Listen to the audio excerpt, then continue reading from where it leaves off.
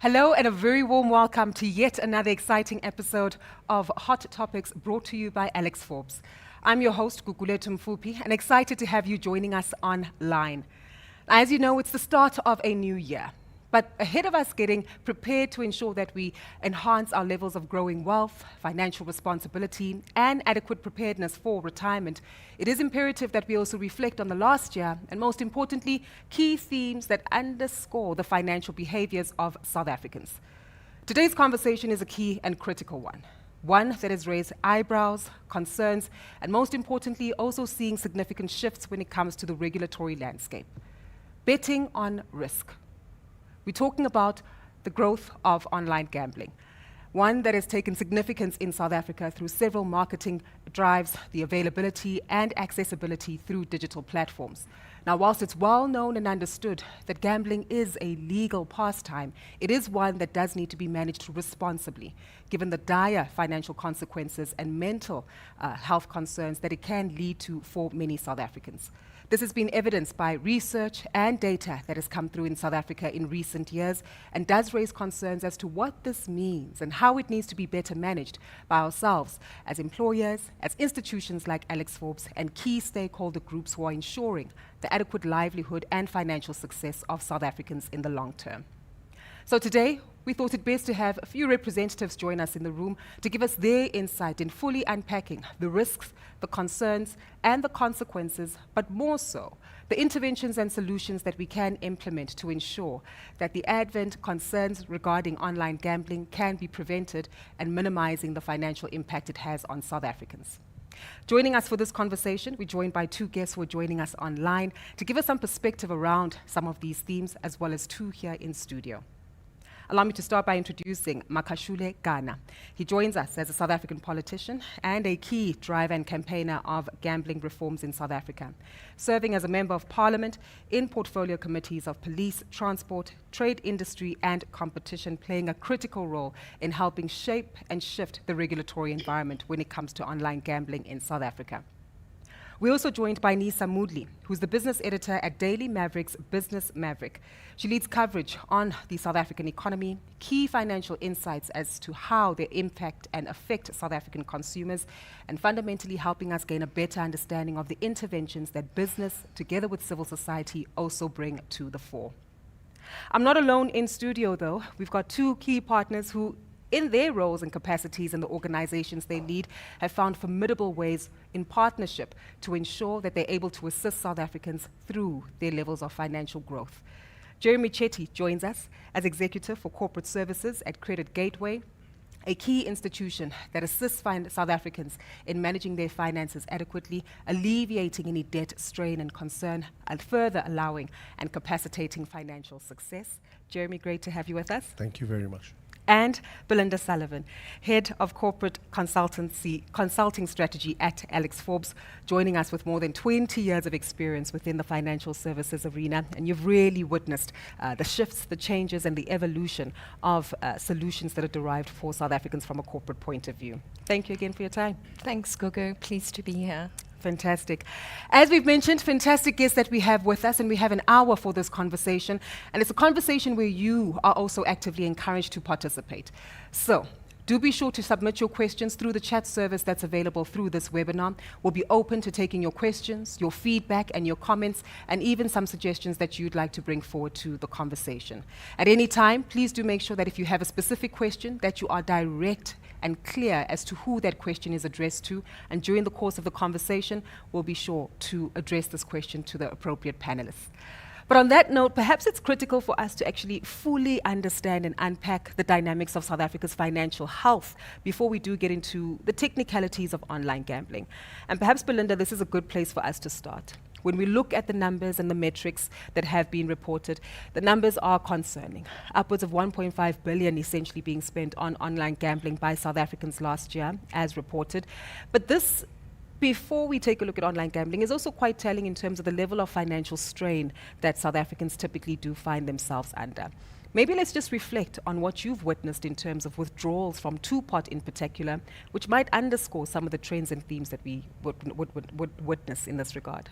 Thanks, Gugu, and I think that's a great place to start. And also just to sort of reiterate Alexforbes' position from a societal perspective in this conversation.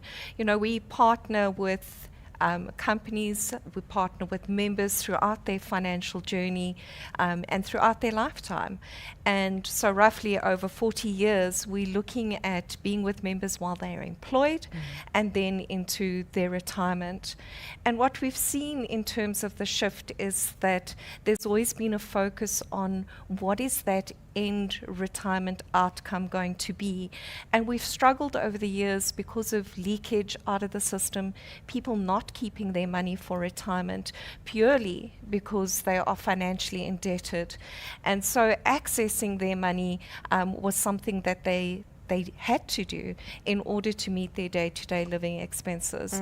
And I think when we start looking at the financial health of our members, you know, we're fortunate enough to be able to look at 1.1 million plus members and the trends and behaviors that we see there.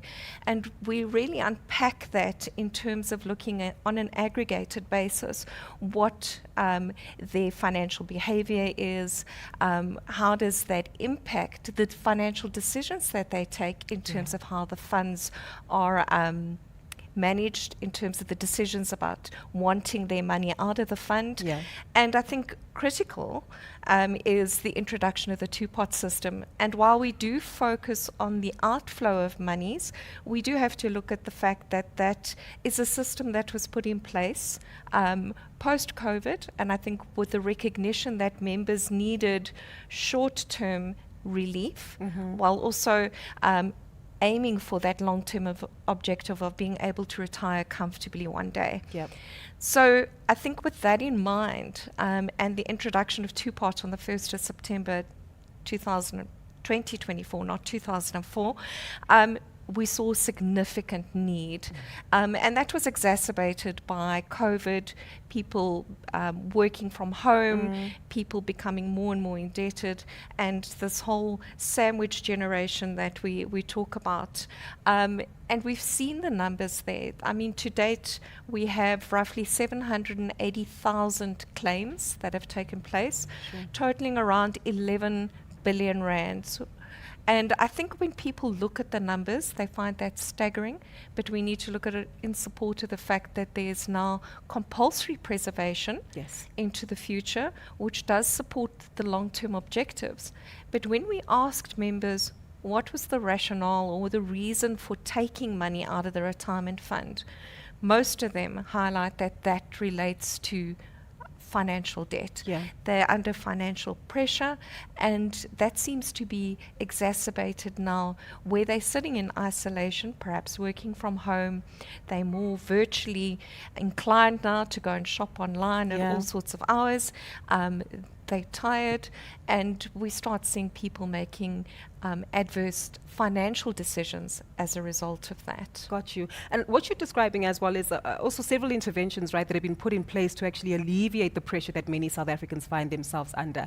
And Jeremy, this is where I want to bring you on board, because perhaps I'm preaching to the converted here, but we're all well aware that financial strain, access to debt is not a bad thing. If anything, these are tools and solutions that, when adequately used, are actually there to assist South Africans to build wealth, to access opportunities and even acquire assets. But you work in a very interesting space where you see South Africans at a point where their levels of over-indebtedness do lead to dire consequences. Perhaps let's start there as a build-up as well to the financial behavior that Belinda has underscored, just to help us understand what you witness in terms of the shortfalls in financial behavior and how online gambling now has come through as a greater catalyst for further risk if not managed correctly.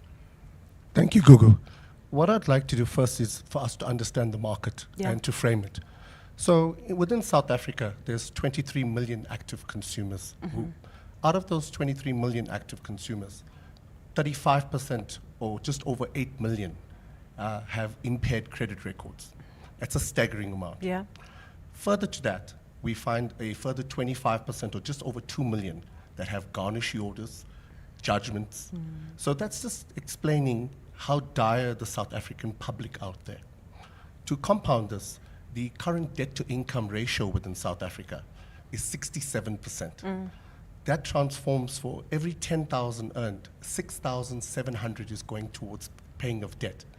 Now, within the low income, medium income, and high income, there's different categories where the middle income is as high as 77. Now you're looking at the person still has to pay their debt. They've got 3,300 left to take care of groceries, school fees. You then have also electricity, all of the economical issues for transportation. So the South African public have been looking for ways to close that gap. Yep. So online gambling being one of them, we see it as one of the categories that are very high. Most EAP programs have also stipulated that this is in the top 3 that's now bubbled to the surface and is a major issue. So you have mentioned billions being wagered in this regard. The national health deadline also having moving from 144,000 to over 1 million calls in the last financial year. 16 million South African adults are gambling as we speak right now. You see from addiction close to, it has moved up almost 50% from the addiction year on year. And I'm just very surprised to see what's going to happen in the new financial year around this. So our solution comes in to look at how can we assist the individual, because they don't have any other options out there. So we've strategically positioned ourselves, as for what Belinda said, but all of these nuances that they're picking up within the industry. And we want to be able to assist the consumer or employee out there and also help the employer who doesn't have many options and doesn't know what to do, because they're starting to see the behavior and the habits that are so exacerbated, where we're seeing absenteeism, presentism at work, but not getting to do your function. People are wanting to resign to actually access their pension provident fund in this regard, and we've seen some very, very dire situations in that regard. But the mental stress, anxiety, depression, leading to insomnia, a person can't function. Employers are seeing also injuries on duty. So the situation around the South African public and also the habits, behavior are quite extreme right now. This is a crisis. It's a crisis, and I'm glad you highlighted that way, because it is important for us as employers to pay strong attention to this. HR executives who take care of human capital, and of course even several parties within the ecosystem also need to be mindful of it. And this might give us an opportune time then to come to you, Nisa. You play a critical role in reporting and sharing some of the feedback, stats and suggestions that we often see within the environment overall. And maybe I'm keen to get your observations in terms of the drivers of online gambling. Jeremy has touched on several of them, given the strain that South Africans find themselves under. But one would assume gambling has been around. What is different about online gambling this time around that has South Africans under a chokehold, which can lead to financial consequences that are not too positive for them? Nisa? So thanks, Gugu. One of the first things I want to point out is you said 1.5 billion earlier in the introduction. It's actually 1.5 trillion that was wagered in the last year. And when we start talking about trillions, it's not just household impact. I mean, it impacts the whole economy as a country. I think one of the things we're seeing is a cost of living crisis, quite frankly. Yes, the debt problem is significant, but it's also things like I said to you earlier before we came on air, but when we had parents 30, 40 years ago, it was quite reasonable to assume you'd get a job in your mid-20s, early 30s, you'd be able to buy a house, and there were certain milestones that you could expect. I think 30-year-olds today looking to enter the housing market are in a very different bucket because of the affordability issue. And then gambling becomes quite tempting. You know, let's just take out a 200 Rand wager and maybe I'll get lucky and I'll win 200,000 and I'll be able to put down a deposit, not even to buy a house. So it's the issues like that. And then we're seeing consequences across the spectrum, especially with more vulnerable parts of society, from students who are on NSFAS grants and actually need to pay for their education, but they're channeling that money towards gambling instead for a quick hit. And then we've got pensioners who are using their SASSA pensions to gamble because they're desperate for more money to meet their day-to-day living expenses.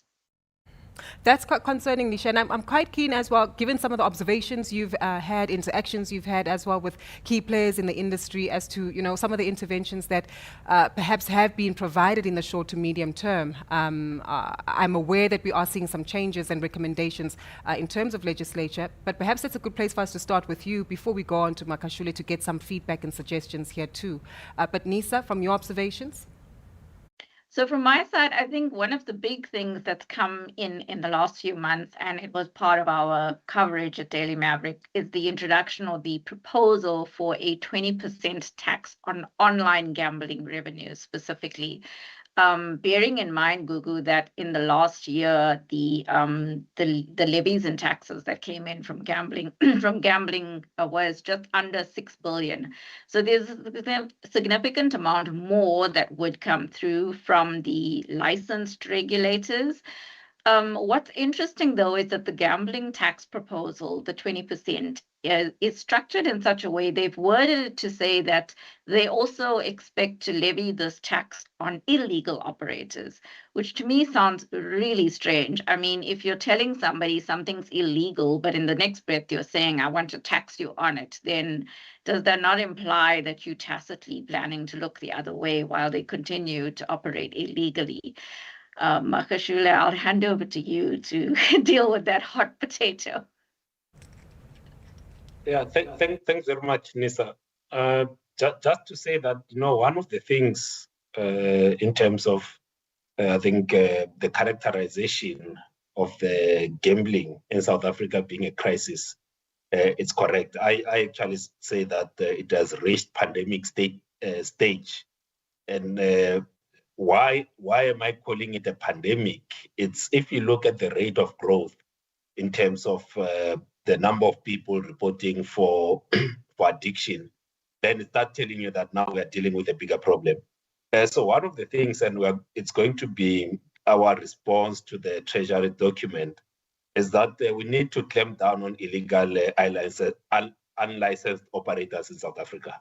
The proposal to then say someone could come in South Africa and then we then levy the online tax even when they are not registered. It's not something that should be supported. We want to know the people that are operating. They need to be properly licensed, but also we need to change the licenses. Like at the time when some of these licenses were issued, they were issued as provincial licenses. But then people are operating nationally, and that's why we have been saying that there's a need for a national tax. Even before the Treasury issued that document, we have been at the forefront of advocating for a national tax, some kind of a revenue share system. But the other thing that needs to come in, it's around the regulation, around the advertising.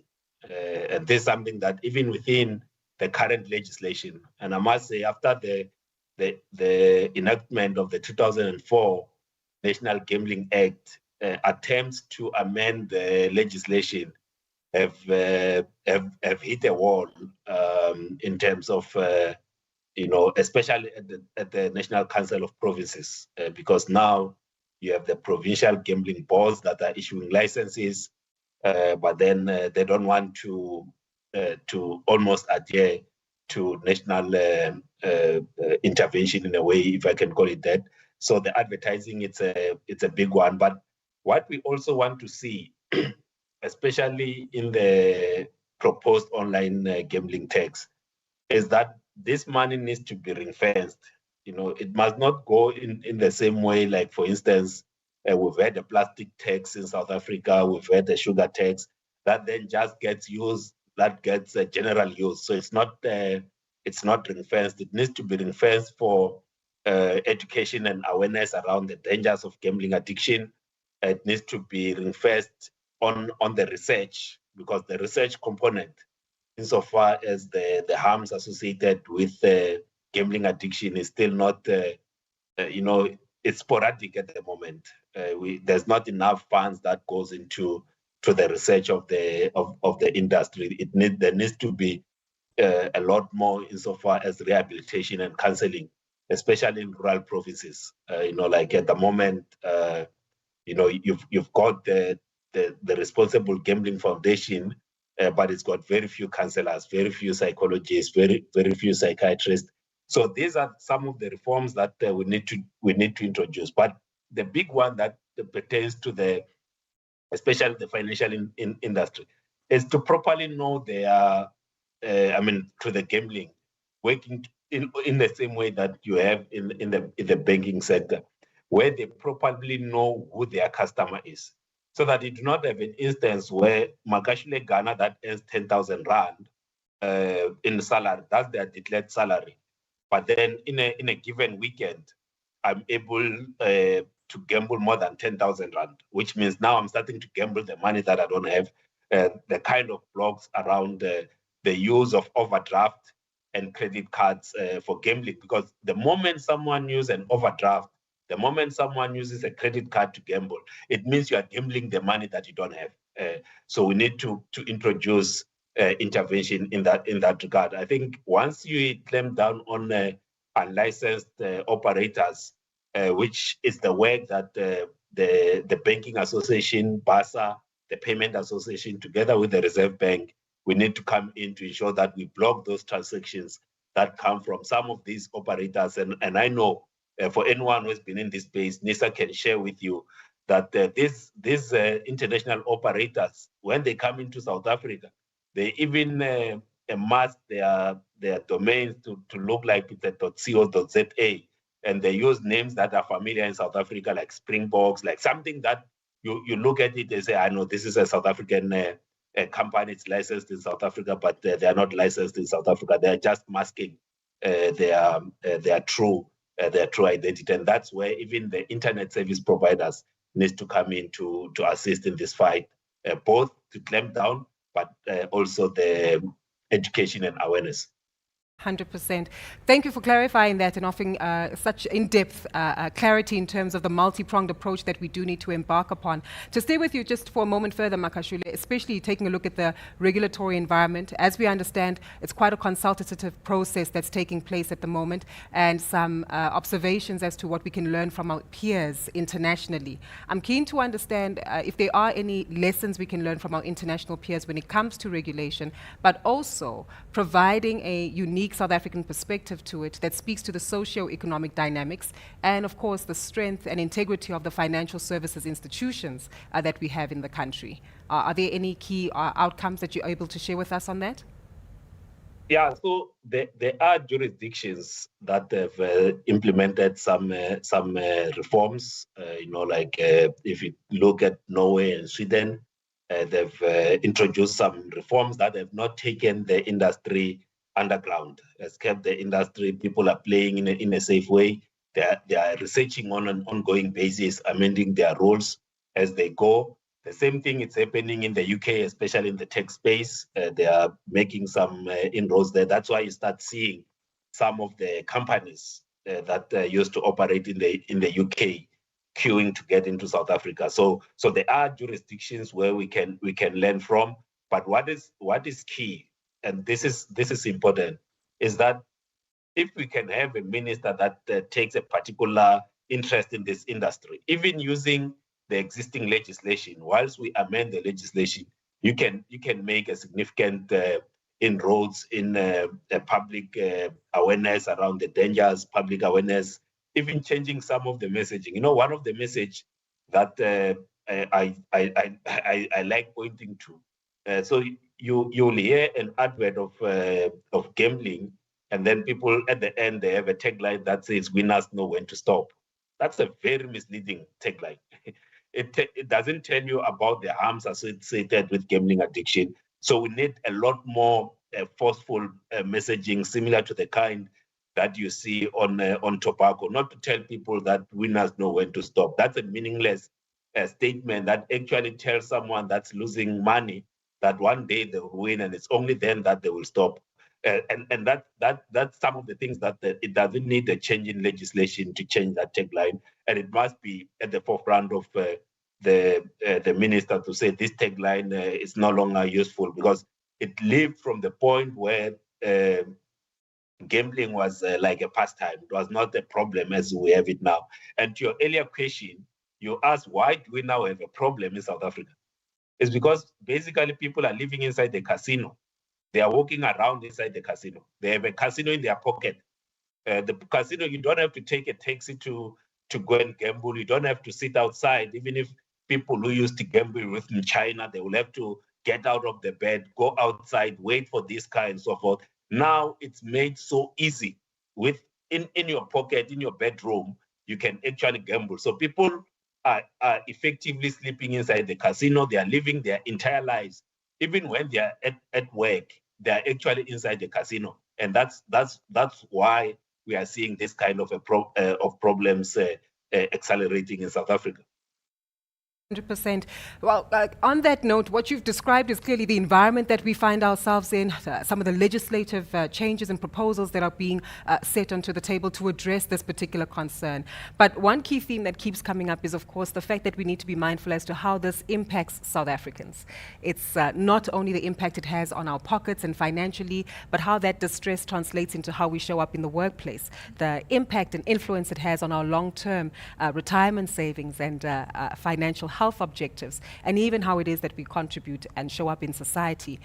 So all of these have, I guess, a ripple effect. I'd like to shift gears and perhaps speak to the audience that is watching, because fundamentally there are employers who pay attention here, individuals who guide many South Africans in meeting their financial goals and objectives. And perhaps, Jeremy, this is a good place for us to start with you, just to talk about the important factors that employers need to look out for should they find their workforce under financial distress. And perhaps some of the key indicators being online gambling. You know, what do we need to look out for, and what is the responsibility of employers to actually support South Africans during this time?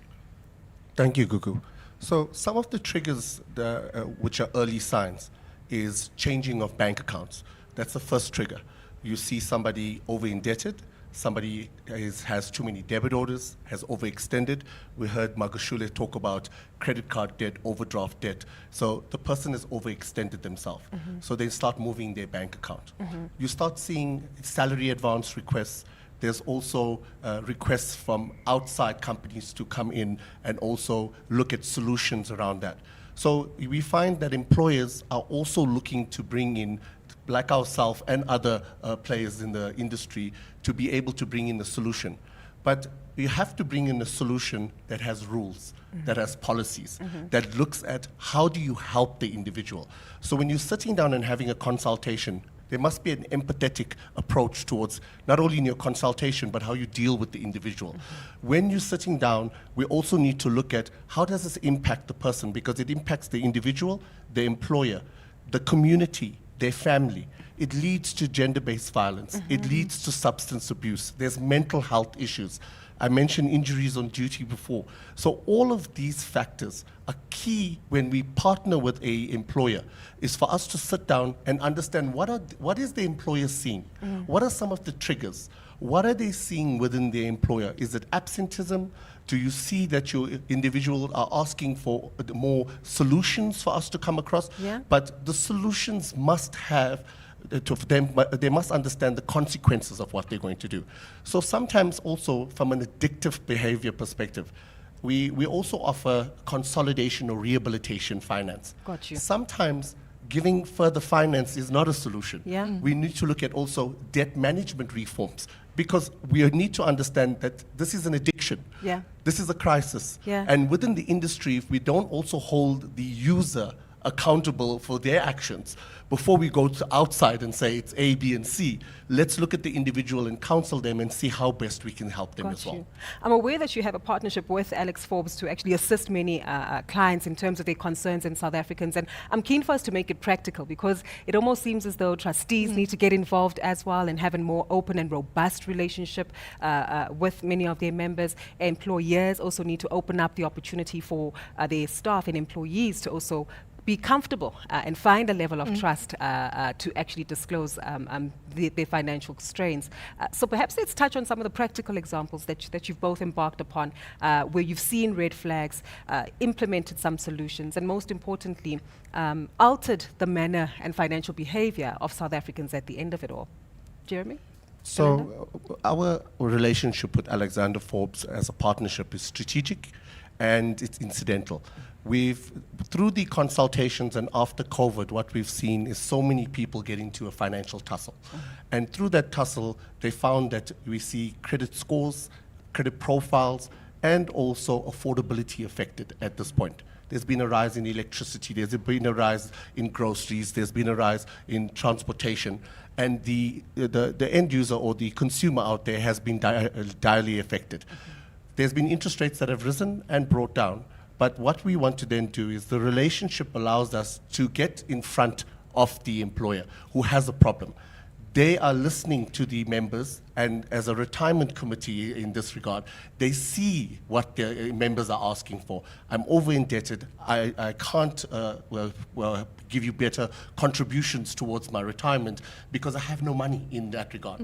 So Alexander Forbes has approached us to say, look here, this is one of the problems that we have. How can you bring your solution in? So we sit down with the employer.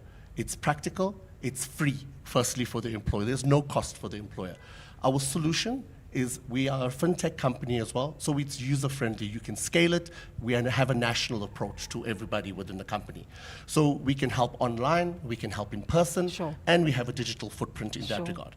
So we work together to make sure that we can touch all employees and assist them and make sure they're in a better position.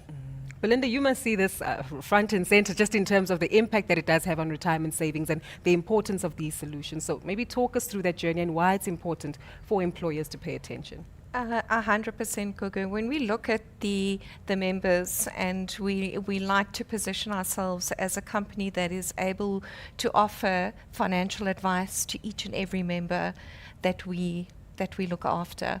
And in engaging with members, one of the key aspects that do come up in terms of financial planning and understanding their financial well-being is the debt crisis, and people finding themselves in debt and therefore potentially not wanting to engage from an advisory perspective because they think they need money to be able to have that conversation.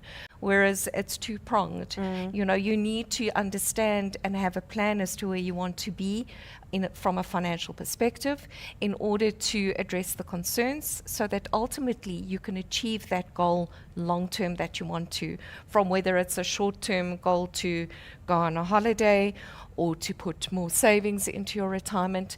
That's something key for us to be able to help and engage people, especially to make sure that they make use of all their tax efficiencies as well, and also to free up income, whether that is to improve their basic living or whether it is to add additional contributions to their retirement savings. And a very important point that Nisa highlighted is that we have a cost of living crisis. And, you know, we have beaten on a drum, you must put more money into retirement savings, you must add your contributions. And while we like that because we know that that's what's going to improve the outcomes, we have to recognize that throughout someone's working lifetime, there are different competing needs. So there's children, there's grannies, there's grandpas, and everyone that people that we're looking after and guiding and getting to retirement and into a comfortable retirement, they having to navigate all these different issues. And coming back to the two-part stats, I mean, that's something that we see in terms of the age group that Nisa highlighted as well, and Jeremy highlighted, that there is this distribution in terms of people who are old enough and should be launching out of the home and buying their own property, but they don't actually have enough money to do that. And if we look at the distribution of the age that the members are, where we have the highest levels of people taking up their two-part withdrawals, it is that 31 to 40 age group where they in that sort of sandwiched generation thing. They are trying to buy a house, they are trying to manage their children and other expenses. And from a financial perspective, you know, it's not just your lower end people or lower income earners that are struggling. It is people from across all walks of life that are struggling. And while our distribution, again, if we come back to what people are spending or what level of income the people are earning, who are actually accessing their money from their savings fund. It's people who are earning an annual salary of between 100,000 Rand to 250,000. And then we even have those high outliers where they're also accessing their savings pot. So you have to understand that there is this general dynamic within our society where we have educated people who are employed, who are still making decisions to access money from their retirement fund. And we don't know what their personal circumstances are because each and every person is different. And each and every person has different problems that they're dealing with. So Jeremy highlighted from a financial or an employee well-being perspective, so employee assistance programs and some information I was looking at. Aside from mental well-being, financial well-being and financial distress ranks very highly. So again, if we shift from there into the different addictions and the impact of that, that also ranks very, very highly. But the people seeking advice and support from these systems tend to be more females than males. But when we look at the distribution of the individuals who are taking their money from a gender perspective, it is relatively 50-50. So slightly more males and a lower percentage females.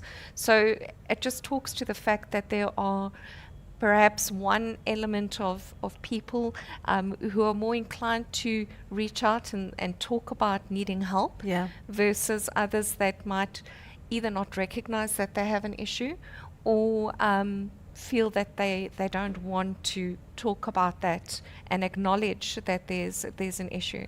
So by combining our and interacting together, and from a holistic perspective, I mean from our healthcare side as well, I mean we service all of that to try and bring the full picture together.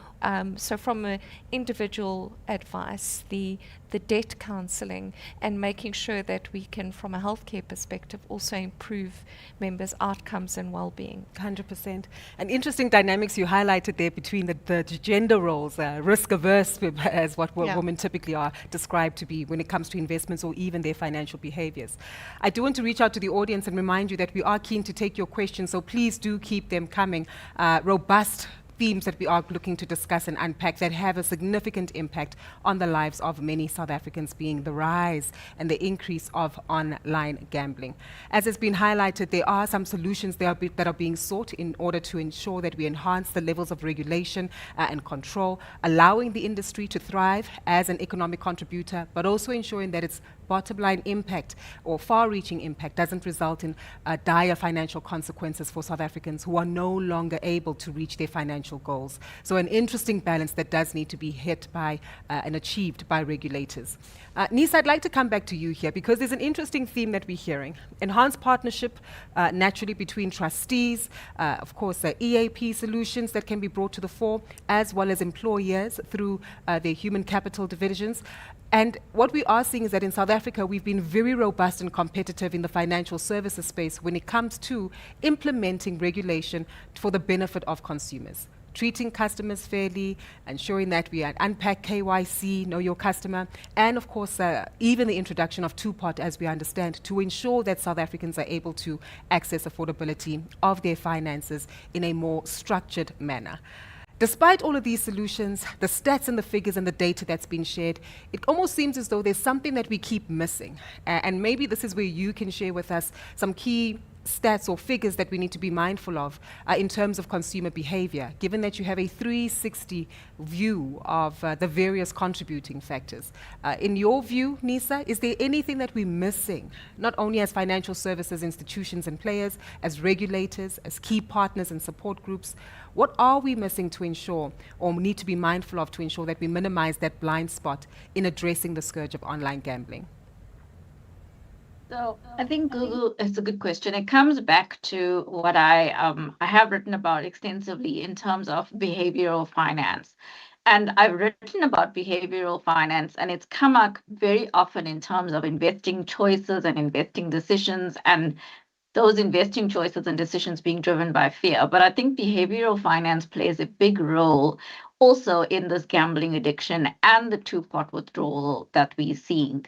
On the gambling addiction side, it is addiction, and it's the whole environment. It's being bombarded with bright lights. You know, in a casino, you go into the casino and you lose track of time, you lose track of where you are. There's just this constant drive for the dopamine hits that comes with the next win, or the thought that there is going to be a next win and that's going to solve all your problems. Then there's the behavioral finance aspect around the two-pot withdrawals, where people are so focused on the constraints and the pulls and the pushes on them now financially that they lose sight of the long-term picture. And there's a few financial services companies that have worked around this. It's about, pay future you, or look at where do you see yourself in 20 years and how are you going to achieve that lifestyle? But it's a very abstract concept for many people, which is why it's much easier to be like, I will draw from the two-pot now, and I will solve this problem now, and I'll worry about my retirement later. And unfortunately, we see this continual push or postponement of good decisions due to that. Interesting you mentioned that, because we live in the news world, right, where typically a day like today we're encouraging South Africans to be mindful of the MPC's interest rate decision, to use the outcome of that decision to their advantage. The tax year is coming to an end at the end of the month of February, and we're often encouraging South Africans to increase their contributions to their retirement annuities. And the news and the information is there, but it does seem as though more does need to be done. I'm keen, perhaps, are there solutions that we need to look at as well, just in terms of enhancing financial education for South Africans to understand these risks of not only online gambling, but these additional benefits that exist currently within our regulatory landscape? This is an open one to the panel, but perhaps, Jeremy, let me start with you. Nisa, it's also open to you, and Belinda, feel free to share your thoughts as well. Thank you, Gugu. So within our structure in our business, we have a subsidiary. It's called Welltech Academy. And part and parcel of our solution, as partnering with Alexforbes, who also has an education literacy. Financial literacy is the gap. Yeah. Before you do anything, we have to be able to educate, empower, guide the individual. Let them understand their budget, their expenses. What are they spending their money on? What are they doing? Is this relative? Jeremy, an unfair question, but are South Africans receptive to it, right? Because these messages have been shared, and typically when the word budget comes up, we all roll our eyes and we say the B word. But the truth is, it's also been made easier through accessible data and applications, and even our banking apps, and that we have on our phone, and for apps from financial services institutions. Are we using the tools correctly?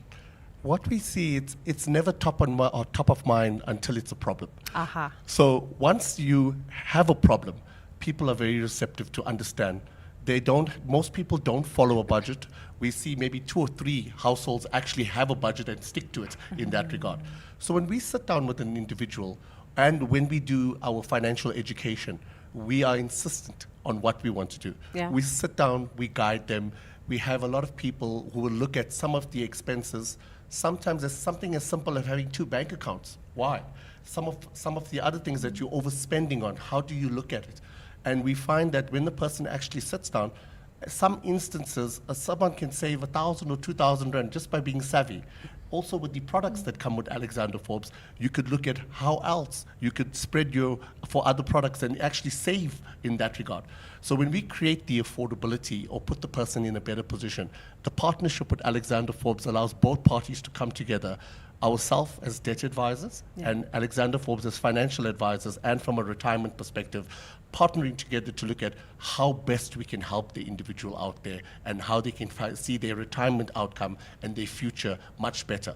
So if you can see your future is going to be better, you're more receptive towards things in that regard. 100%. Seeing that future being better. Belinda, would you like to add?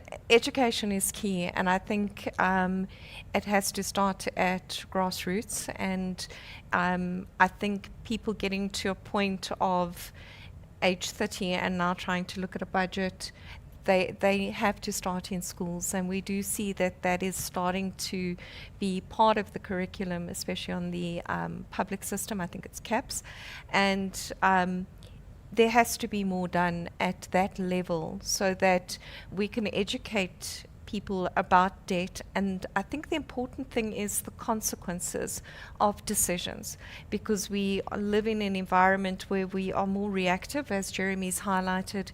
It's only a problem when it's a problem and I now need to solve it, rather than trying to be proactive in understanding what are the implications of decisions. And not everyone, we know that consequence, you only know you're going to fall off that bike when you fall. And most people that we deal with tend to believe they're employed, they're earning an income, and they'll make it work somehow. But Nisa's point is that you've got students falling into the trap. People they don't put their real age on apps online.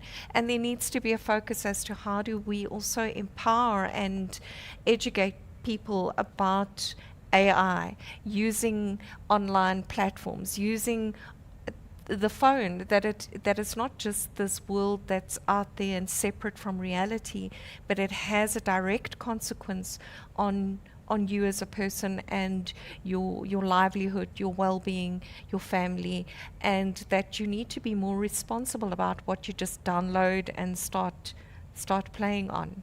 100%. Makashule, perhaps this is a great point for you to also come in on. We've been focusing a lot on regulation, and a few questions have come in on that that I will address to you shortly. We focused a lot on regulation of the institutions, the entities, local and abroad, legal or illegal. But are we looking at any regulatory shifts that need to be implemented when it comes to consumer education and awareness that can be created? Yeah, so it is part of our proposal. So what we had proposed even before this online gambling tax was that of the over 2 billion rand. So the industry spends over 2 billion rand on marketing and advertising. We had proposed that 40% of that spend needs to go towards public education, so that people understand the dangers associated. Because for a long time, in fact, actually in the country, it's only now in the last 6 months to a year that we start discussing the dangers associated with gambling addiction. It's not something that I would say we've been discussing it for a very long time. It's a recent discussion that we're having. So we need more money, almost similar to the kind of public awareness that was done around tobacco, the public awareness that was done around HIV and AIDS, so that, because it's not a once-off. Sometimes in South Africa, we like doing things once-off. So you do it now and I feel good. I've issued a statement, I've issued a social media, whether it's a TikTok, it's an X and so forth. Now you are happy. You think that's done. There are other competing things, whether it's sports and also the industry itself. It's going to fight back. You need to accept that for us to have the kind of awareness, whether even in the finance space, the financial education that you're speaking about, is that when there are adverts that encourages you to spend more money, that's what is competing with saving. You must see it that way, that South Africans are encouraged to spend their money rather than saving it. So even if I were to give an example, if you see a lot of shopping centers and malls that are popping up all over the place, that kind of an activity, it's not encouraging people to save. It's competing with the saving. But one of the other aspects of gambling addiction is a displacement effect. In that now a person, if is got like disposable, extra funds, instead of putting that towards retirement, instead of putting that towards savings, then it goes into gambling. And like we always say, the house always wins. There might be few South Africans that win, but majority of South Africans, they lose. That's why the gambling companies are making as much money as they're making. And I like saying that the gambling companies, whilst there might be 1 or 2 South Africans that win, they are not in South Africa to make South Africans win. They were not created to make South Africans win. They are created to maximize and extract as much as they can from South Africans.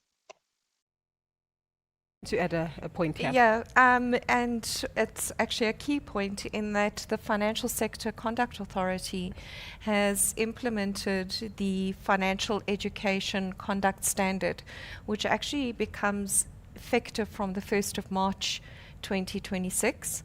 And this is really trying to get the commitment of financial services and other companies to essentially sign a commitment charter to commit to financial education and starting to improve the way people are educated about money and savings, and just really to up, as Jeremy highlighted as well, the financial literacy. And I think that will go a long way in terms of commitments to help members, help individuals out there to start understanding more. But it is also, people need to be receptive to the message, as you've said. Yeah, definitely need to be receptive to it. Well, there is some feedback that we have on the line from many of you who are participating and watching. So I guess a few of you also in agreement regarding regulations and controls regarding advertising of online gambling. That's come through in a comment that's been shared, that other potentially addictive but legal things like alcohol or cigarette advertising are strongly controlled regarding content. However, gambling organizations or sponsors advertise virtually at all sporting events. The government should prevent this, as gambling is potentially just as damaging to society in itself, in financial health as well. So a comment that has come through there. Another key question that has been addressed, and I'd like perhaps to direct this one to yourself, Makashule, given that you walk the tightrope of regulations, trying to stimulate both growth within the economy through business investment and support, but at the same time trying to navigate any negative consequences. This particular question asks, Makashule, are there any positives to the growing gambling industry? For example, enhanced tax revenue or new millionaires being created in the country? Your response to that one? Nisa, if you're open to responding as well, happy to come to you after. Okay, we'll keep it to Makashule. Yeah, so yes, the tax revenue, which is very little at the moment, and we have made that point. That's why the Treasury proposal needs to be supported. You know, these operators, when they operate in the UK, they are paying between 22 and 25% of tax, but they want to pay 6% in South Africa. So we need a lot more because of the harms associated with gambling. So we are not banning gambling. We just say that we are creating a harm. The public health system has to carry that burden insofar as education, insofar as rehabilitation and counseling. So there needs to be money for that, because at the moment, there's money that's taken from other priorities that comes into to almost fix the harms that are caused by the gambling industry, and they need to pay for that. So that tax that is currently paid is too small. So if you were to ask me if things remain as they are, is there benefit that we are getting from the industry? I would say if it exists, it's at a 0.5% level. It needs to go a lot higher than that because of the level of harm insofar as addiction is concerned. Got you. What's important, and as also being echoed by some of the commentary that we see online, is, of course, that this is a multi-layered approach that does need to be taken to address these concerns, not just in schools, but, of course, government, communities and families as well as the employee-employer interaction that also needs to be prioritized.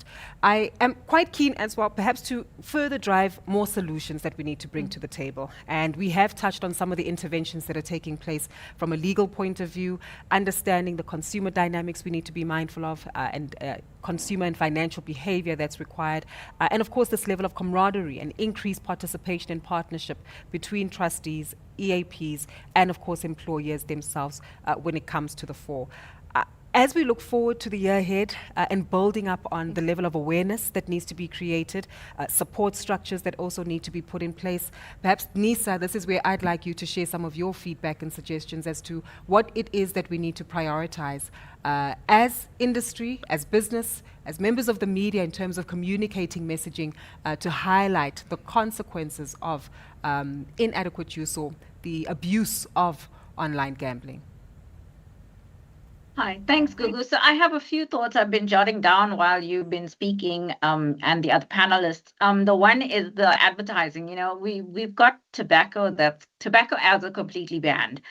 And I don't see why we can't do something similar in the gambling industry. I hear you, Makashula, on the idea of using some of the proceeds towards consumer awareness, but I think would it not be better to just ban the ads outright?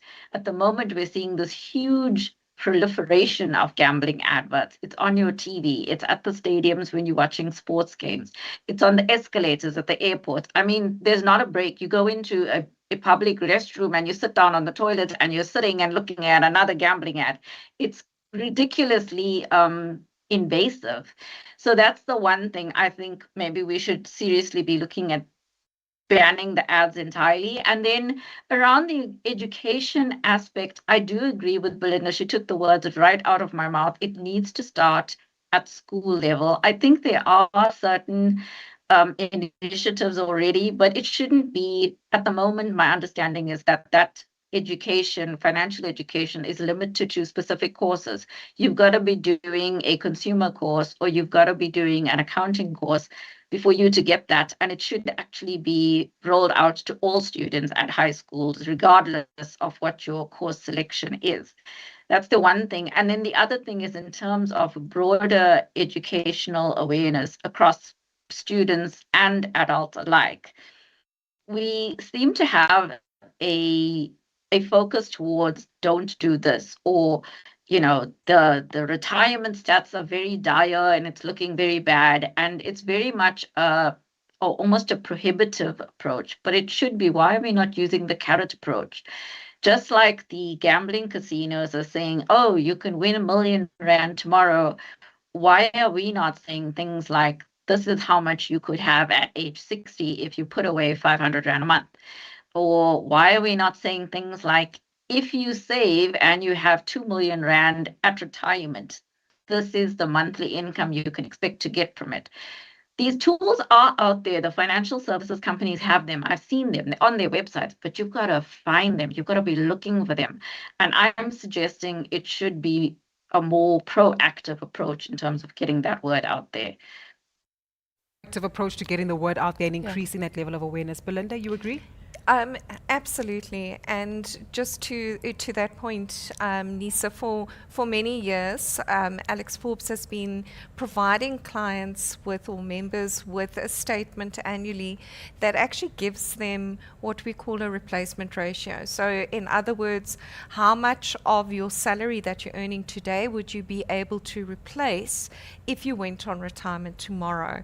And the issue is that the competing factor of I need to live today versus this 60, 65 mark becomes quite a long view in terms of I might not even make it to retirement. And I've had many of those conversations with members. It's like, oh, I want my money now.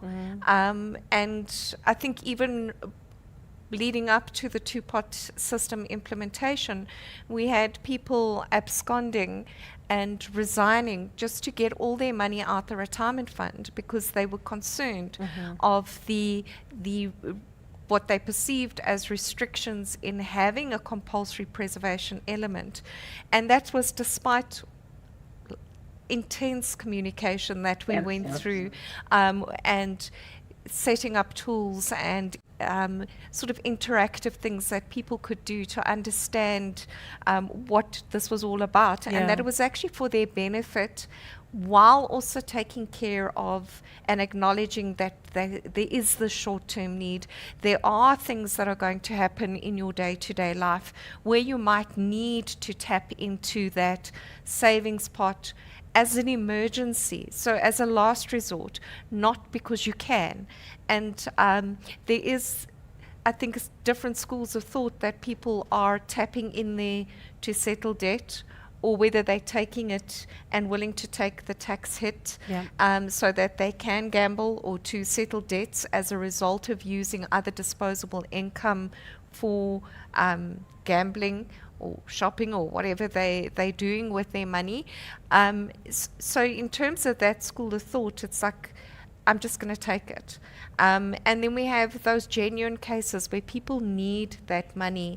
And we have seen that. And we saw that was the narrative that was driven even before COVID, where people were already experiencing financial distress. We've seen companies retrenching people. So it is really a societal issue. And I think you made the comment that someone said it's not just about the employee or the individual or the student making good decisions. It's about being able to implement sort of a macro and microeconomic effect where there is a reciprocal understanding and intervention at all levels of society, of government, of industry, private and public, in order to be able to deliver long-term sustainable outcomes for the people of South Africa. Definitely. And service the members of our funds, which is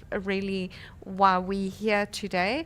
But we realize that not everyone has access to a retirement fund, and there are people who are making that bet on the basis that they believe that that will be the difference in their life. And, you know, that 50 Rand that you win, I was talking to someone earlier, you spend 120, you win 50, and you think you're on a winning streak. Ooh. But over time, how much do you spend to win? And if you're doing it recreationally, like whether it's drinking a glass of wine or having a cigarette, how do you manage that responsibly?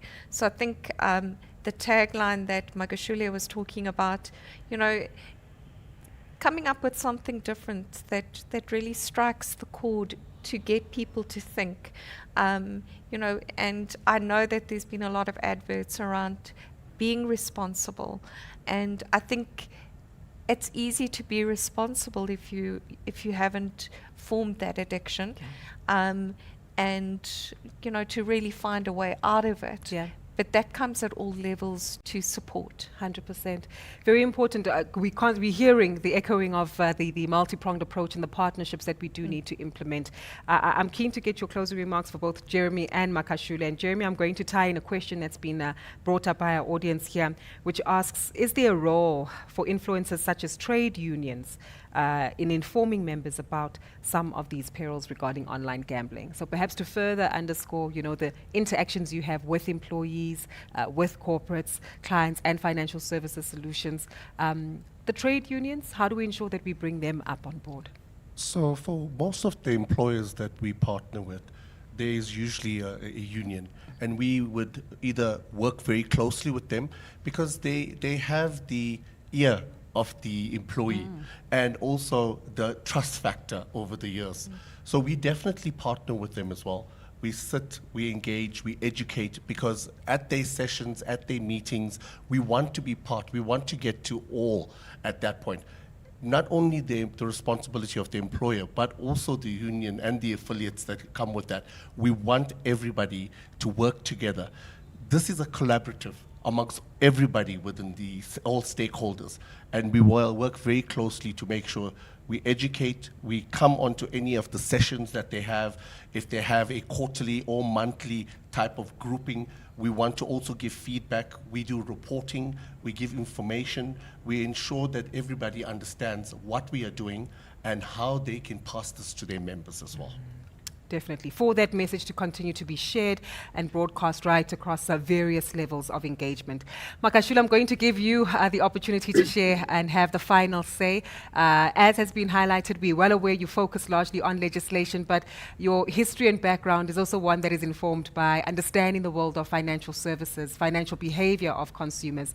So perhaps your closing remarks to all of us as South African stakeholders to play a critical role in assisting to shape the policy, the framework, the rules and regulations going forward, and the influence it will have on online gambling. Your closing thoughts? Thanks very much. So the first thing is to continue encouraging people not to gamble their money that they don't have. That first, you need to buy the basics, ensure that you've got enough food, your children's school fees are paid, the transport is paid before you gamble. If you have excess cash, first save it before you gamble. And so this message, it needs to be shared across the factories, the factory floor in companies and everywhere else, because as I've said, there's no country that has ever gambled its way to prosperity. So it's important that we encourage South Africans to limit the gambling, because if we become a nation of gamblers or gambling addicts, then the productivity will get impacted, as some of the stats that were issued insofar as employees that are they do go to work, but they are not present. They are absently present, and we don't want to have the South African workforce that is increasingly absently present. So it's something that we need to encourage from our side. We will continue to fight and win battles insofar as introducing gambling reforms in South Africa. The Treasury proposal is but one of the victories. There will be other victories that will be coming throughout the year, so that we have a responsible industry, responsible regulation, and also responsible gambling on the parts of those that have excess cash to gamble. Thank you so much, sir.